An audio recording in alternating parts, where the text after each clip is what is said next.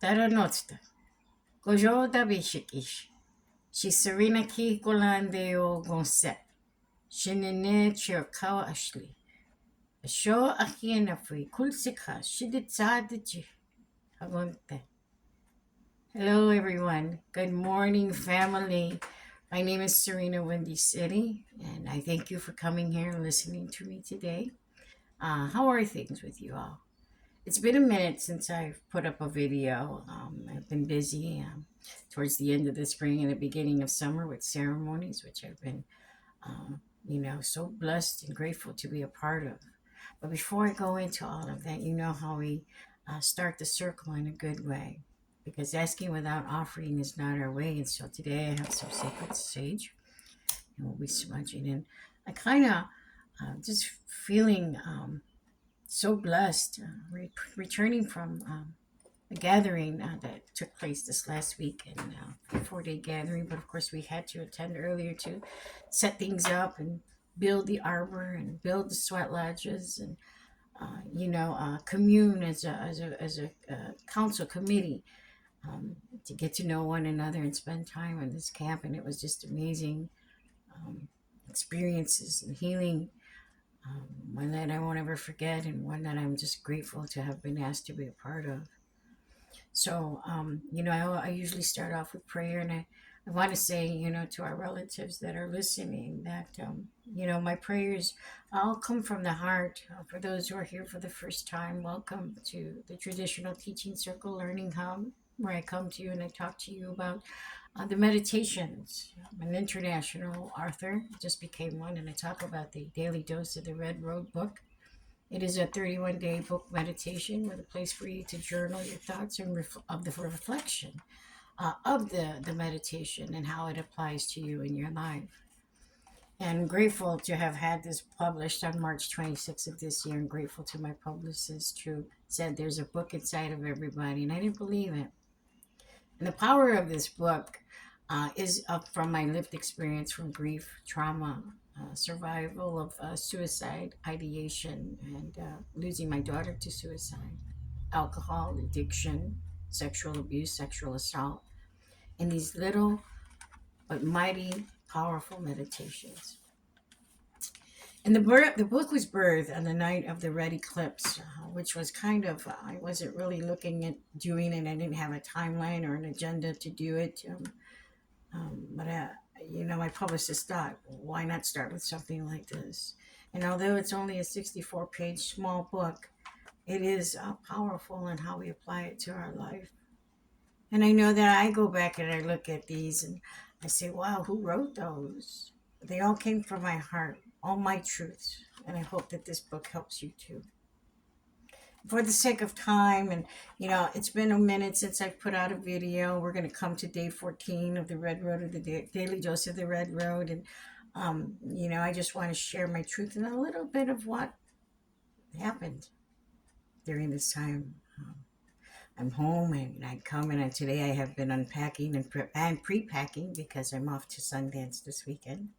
And I'm excited about that, to see some old relatives, some elders, and to meet some new people, meet some new relatives, new relations, just like I did at the gathering.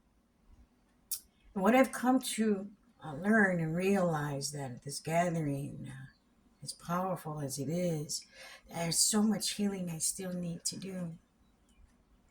So we had a ceremony called the Wiping of the Tears, where those that have lost somebody within the last year, or even lost somebody and haven't had the opportunity to really grieve, to come forward and step in front of this humongous medicine wheel that we were able to build, that was started to get built last year. And I was invited to participate and be a part of this committee last year, but I got sick with COVID 2 weeks before the event, and so I didn't go, of course, to protect everybody. And come December, they started to meet again, the committee, and invited me to come and partake and to do and prepare the planning stages for this year's. And it was just amazing, beautiful. So stay tuned for those pictures and all the commentary that'll come along with it once I post my pictures as well. But the Wiping of the Tears ceremony, that was my first time. I've never done that. And if I get emotional, I apologize. And my daughter has been deceased 11 years. And I don't think I've ever really mourned her the way that a mother should. I put myself into work. I got busy helping others who were losing people, whether it was to addiction or to suicide. I was behavioral health counselor at Indian Health Service of Chicago, peer-recovery support specialist. So prevention work was what I was doing, fitness and nutrition, diabetes education. Um, and I was so caught up and mesmerized, I guess, in the work that I was doing, helping heal the stories, because in the process I was healing, or at least I thought it was. And I know there was some aspect of healing within that, helping others. But this wiping of tears was so powerful in that as soon as I stepped forward, when Lexi called us forward to do this, I couldn't stop crying. I was very emotional. I felt my daughter very much with me. And as the ceremony went along, and like she explained to us what was happening, and I was just taken aback, drawn in. I was in my emotions. I was crying. I couldn't stop. And my brother comes around and wipes the tears with the eagle feathers. We smoked the pipe. We drank the water to replenish those tears that we were losing, with Tunhui following, the three of them, powerful, mighty, and their love and acceptance and embracing. And my brother, who lost his wife just a few months ago. So this emotional ceremony, powerful, and was something that it was necessary, something I needed. In 11 years, I thought I was okay, doing good. I didn't realize how much stuff I still had bent up inside, how much stuff I was still carrying, how much grief I still had. And so when we smoked the pipe and he looked at me, he says, now it ends here. Now you leave that here. In so many words, and I'm probably not quoting him verbatim, but like she said, it ends here.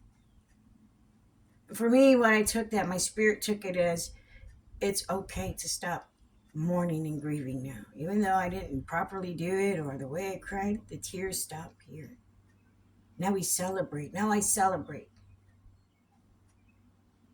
It was powerful in just being a part of others, looking around that medicine wheel and seeing others who don't know their stories or how they lost someone or who they lost for that matter, but that we were all together in unity to heal. Some of us crying, some of us not. But I walked away so rejuvenated from that ceremony. I felt a weight lifted off my shoulders. I felt my heart beginning to mend. And I smelled my daughter. She smelled like ivy. She loved lilies, I should say. She loved lily flowers, and I smelled lilies, and I knew she was very much with me. And she probably was very much happy that I did that, to fully let her go. And she's very much with me in the work that I do. Don't get me wrong. She's within me. She lives in me. I do this because of her and others who have lost others along the way, and my own healing journey. But that grief is so powerful in how it keeps us down and oppressed, depressed. That when we are able to release it, when in time and when it's our time to do so, if we go to ceremony, I just know that I wasn't able to do that or do that ceremony alone. I could have, but I don't think it would have been as impactful as it was when we did it with all the other relatives. It's just an amazing, and I'm still processing it. And I got a little tan, a beautiful tan. Actually, I love being a redskin at this time, the Red Nation. We get really, really glowy and stuff, but I'm just teasing. But it was an amazing ceremony, and so much healing, visions that came, dreams that came to fruition, being around elders, being around the youth, who taught me so much. I was a medic there, first aid helper, I should say, with two other amazing, beautiful sisters that stepped up. We all did, all of us. From planning, from scheduling, from building, from cooking, from the community, the organizers. It was just so impactful. And then our Lekshi in Nowíí that led the camp, that led the spiritual unity of tribes. And my sister and brother who invited me in, I love them very dearly. Grateful to ascend into this next stage of my life. I can't wait for next year. So I don't want to keep too much time here. I think I got 10 minutes in, and I just wanted to share that, how powerful that was. And now I'm on the journey of mending and celebrating instead of mourning and crying for my daughter. So, the daily dose of the red road is also a part of that. A part that kept me in my addiction, that kept me in that light of darkness, I should say, light of darkness, because it really was. I thought at the time it was what drew me, what moved me, what motivated me. And, finding these things out as I wake up every morning and I praise Takashala Us, it's just how I put myself in that ceremonial mind, like I tell you all the time in my other videos, from the time I get up to the time I go to sleep, how I carry myself, the things I say, the words I speak. Being mindful of my actions and commitments and obligations and taking care of me too. We had Sweat Lodge, I got to participate in Sweat Lodge for 2 nights out of the 4, I got to sing songs and help Nowíí, with the lodge, which was awesome. She asked for some help, and who was I to say no, to learn under her, and she let me sing. She asked me if I had songs, and I do, for the lodge I carry here. From sitting down to eating food together, healing one another, and just camaraderie, acceptance, love, compassion. I was also asked to lead the water ceremony. Our theme was of the elements: fire, earth, water, air. And so each day we did workshops in those elements. And the day of the water element, I was asked to do the water ceremony, myself and my other sisters, who had to leave earlier, and she did that on purpose. You know who I'm talking about. And so I was like, okay, yeah, I'll do it, sure. And I had no idea how I was going to do it. I had no plan, no agenda. No, this is how it's going to happen. This is how it's going to play out. I just kind of just prayed the night before, and I asked Creator for guidance. And that night I had a vision, and I'll share that with you, because that helped me to form and give opportunity to my sisters from across the waters to come and tell us about how they felt about the water. It was just an amazing ceremony, one that was led by the Creator, the universe. I got out of my own way and saw them with these women with these white orbs above their head, young and old. And I pulled them out of the crowd. I said, come here, come here, come here. And finding that one was from India, Palestine, Iran, Africa, our very own Turtle Island. We had representation from across the waters. And the night before, I had a dream of these waters that I could hear Mother Earth breathing, the waves, just. And I told this to the early morning circle this morning. I shared my vision. I didn't understand what it was. And in the ocean or in the waters, I saw these little pockets of islands, or, they look like little lands, like a little island, way out there, And I didn't understand what that dream meant, but all I could see was the water, and I could see it breathing in and out, coming in those waves. And when we started to do the ceremony, I started to see those white orbs above the women's head, and I started, and I started to feel inside this a knowing to call them forward, and I did.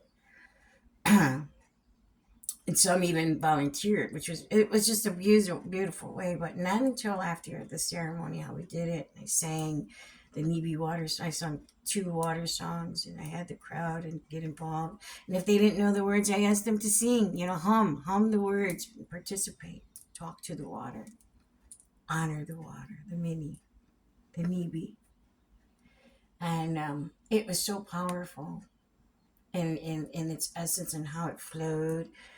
We collected water for everybody. We collected tobacco from the speakers. And as this one sister, our final speaker, sang, I carried the water down to the creek and I released the water and it flowed and connected. And it was just really powerful. After all of that happened, we went back to the dining hall to go have lunch. I sat in the corner and have a cigarette.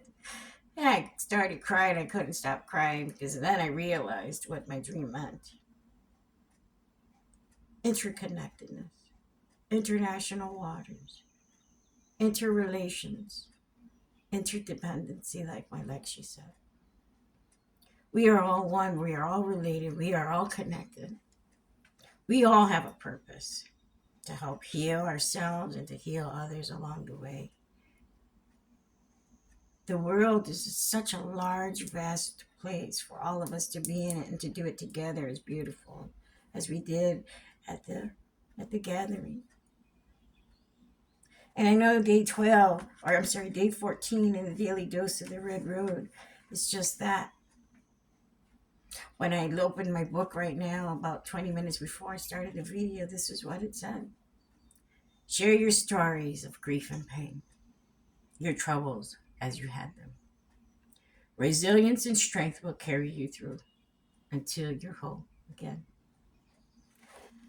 And all day I've been doing that. I think even with my morning meeting of recovery, it was about keeping it simple. It was about resilience and strength. And the synchronicity for me today is exactly what I've experienced in the last week, about letting it go, letting what no longer serves us go, and make room for goodness to come. And I talk about that in my videos, as you know, if you've been watching me, about how we have to release these things in order for that goodness to come to us. I learned having faith and knowing are 2 different things. Having faith is a good thing. It's something blind, something we can't see. But having a knowing is when we know intuitively, in our gut, in our heart, and in our mind.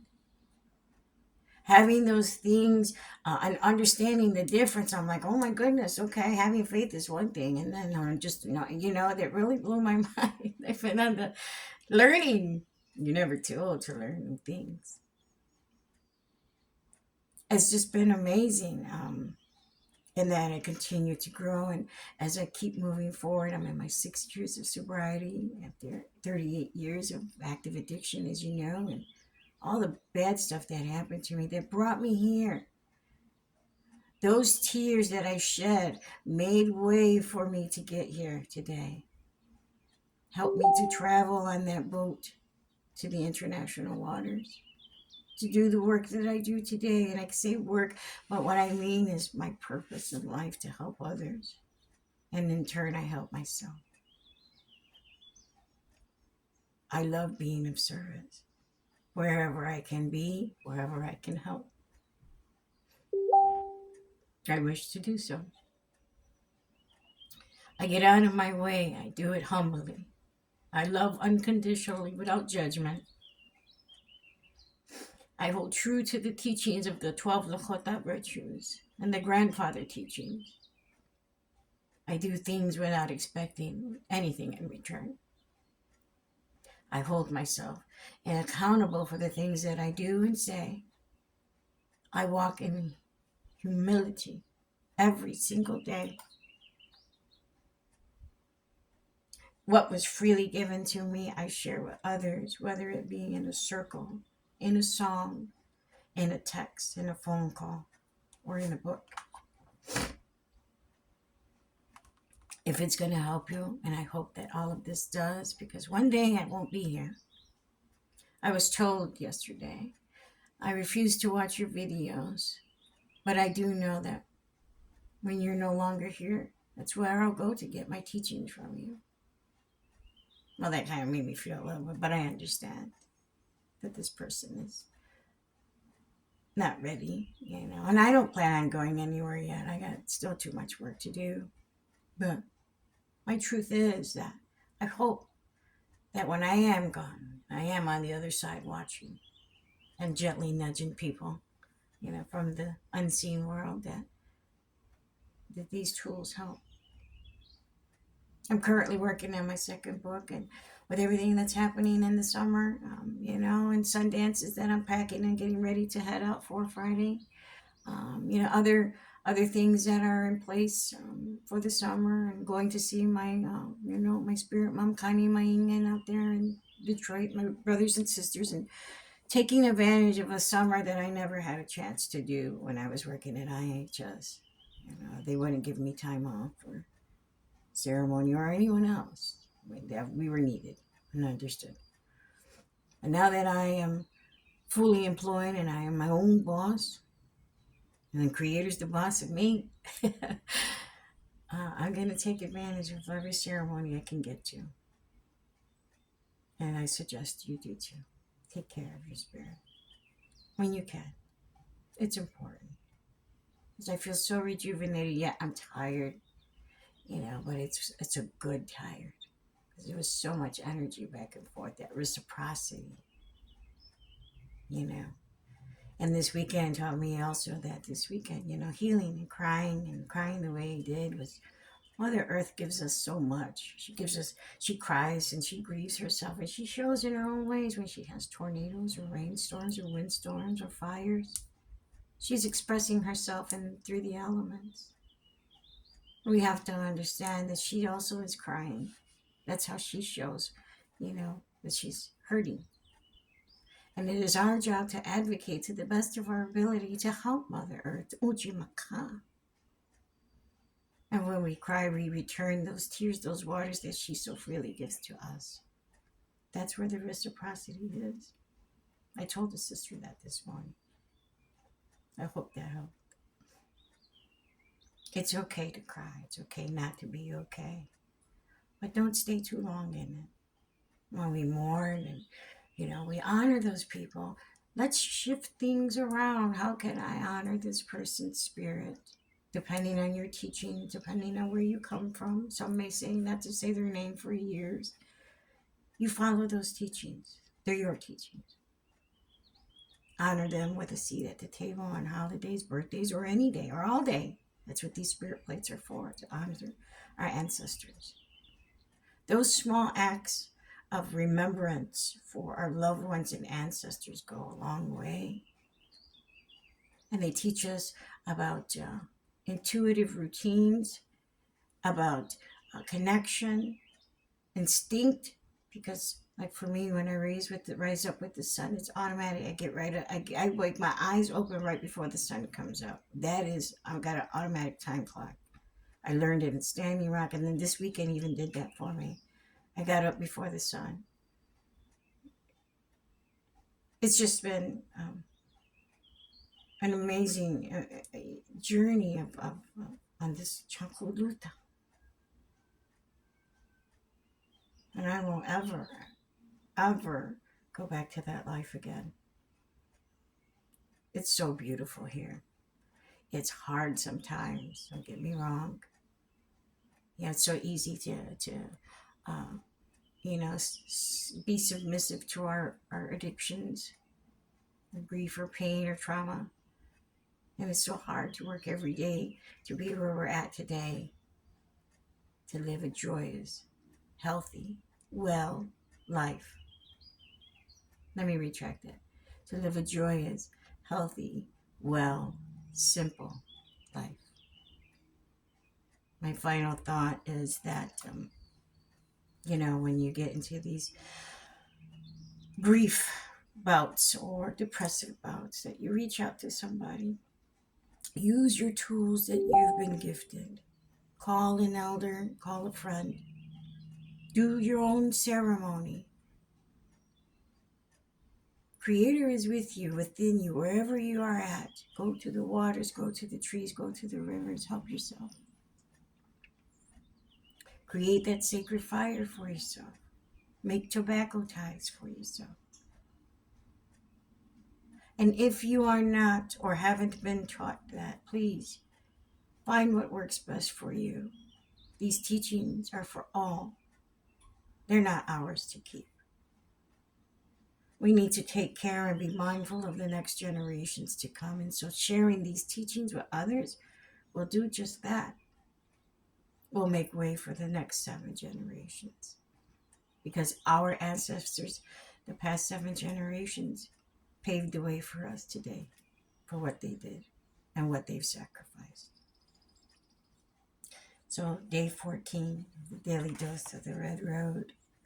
Share your stories of grief and pain, your troubles as you had them. Resilience and strength will carry you through until you're whole again. I love that. And then the element there of the wind, and you see where she's at. And then a space for you to journal today's reflection. I hope that this teaching helps you. I hope that you find something out of it or you get something out of it. It may not happen right away, and if that's okay, let it marinate on it. Let it process. The answers will come if you're patient enough. And I wanted to end this in a good way. I know I didn't open up with prayer as I normally do and went right into it, but I did open with smudge. I want to go ahead and I want to share a song with you. And this is called the Lakota Lullaby. I sing it at camp, and it's just a great way to honor, our ancestors, our relatives, ourselves, our creator, to connect with our drum, our animal relative who got to give us life to make these drums. Also, we had a tatanka that sacrificed its life for us for sustenance and nourishment. And I was asked to take the heart and liver to a place, and they thought, no, we're not really, So I brought it home, and I prayed with it last night, and I froze it. I have the heart and the lung of the tatanka that sacrificed its life. Now I got to reach out to Lexi and find out what to do with it. But I did take a piece after I did ceremony, sage, and cedar with it. And I did eat a piece of the heart and drink some blood from it. So now he walks within me. And I thank them for gratitude for that. But this is the Lakota Lullaby. Ahi'ye, Ahi'ye, way, Ahi'ye. Ahi'ye, Ahi'ye, way, Ahi'ye. Ahi'ye, Ahi'ye, way, Ahi'ye. Ahi'ye, Ahi'ye, way, Ahi'ye.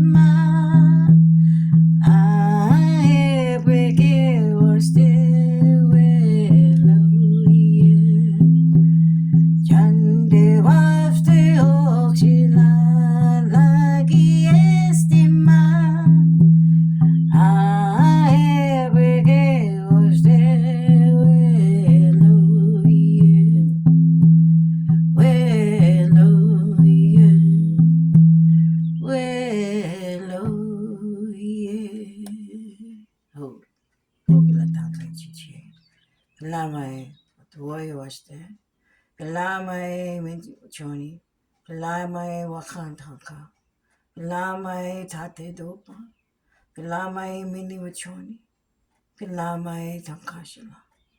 Thank you, Creator, for all that you do and you give. Thank you, Mother Earth, for all that you share with us to help us along our way in our journeys. Thank you for the voice to sing to you and to Father Sky.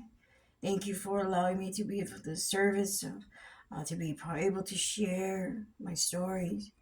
Thank you, Creator, for those that come here to listen and to share their own in their time.